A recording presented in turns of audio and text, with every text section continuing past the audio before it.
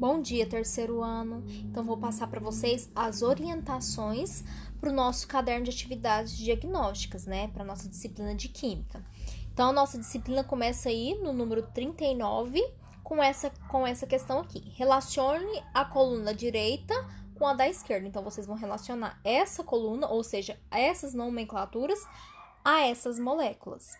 E vão marcar a sequência correta. Por um exemplo, a anilina. Qual composto aqui que representa a anilina? E aí, vocês vão olhar o número. Então, ele vai ser o primeiro aqui nessas alternativas. O ácido fórmico. Qual composto aqui que é um ácido? Um ácido carboxílico e, consequentemente, o ácido fórmico. E aí, vão colocar o número e vão olhar a sequência. Qual que é a alternativa que vai obedecer essa sequência que vocês vão colocando, tá?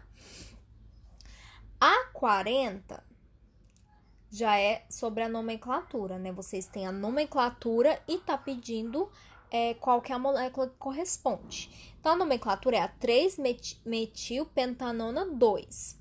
Essa aqui eu peguei do livro, por isso que o 2 tá aqui no final. Mas esse 2 aqui pode estar no pentan 2-ona, assim como eu ensinei para vocês. Então, o que acontece?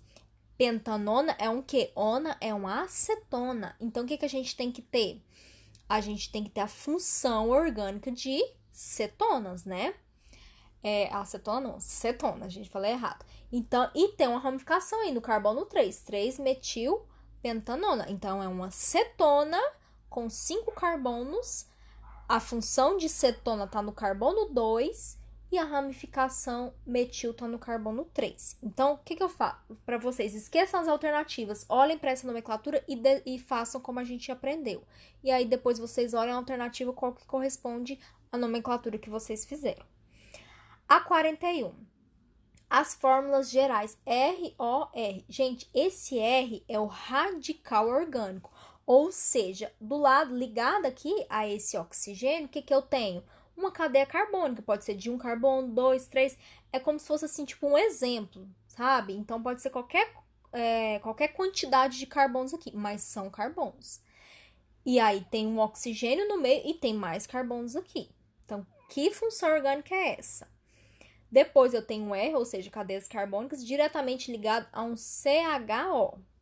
Que função orgânica é essa? E assim, a sequência. Cadeia carbônica ligada a um COH.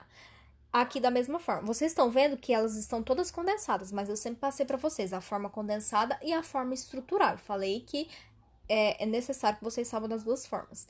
E aí, vocês vão marcar a alternativa, que corresponde a essas funções orgânicas aqui. A gente fez bastante exercício sobre isso. Opa! E muito parecido, que dá para vocês lembrarem até.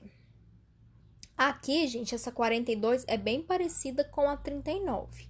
Mas aqui a gente tem as moléculas primeiro na coluna 1 e aqui a gente tem os nomes na coluna 2. E daí, tá vendo? Dados a coluna 1 e 2, faço no caderno não, que eu peguei do livro, tá vendo? A universidade. Associação entre as moléculas e funções identificadas na alternativa. Vocês vão marcar. Primeira coisa, vocês podem fazer a associação, gente, sem olhar para aqui, para essas alternativas. Aí, vocês vão fazendo a associação. Essa primeira molécula aqui, qual função orgânica que ela é? É um aldeído, um éter, um álcool, um acetona, um éster, um hidrocarboneto ou um ácido carboxílico? Aí, vocês vão corresponder. Com qual letrinha? Depois, a 2, da mesma forma. E aí, depois, marquem a alternativa que corresponde.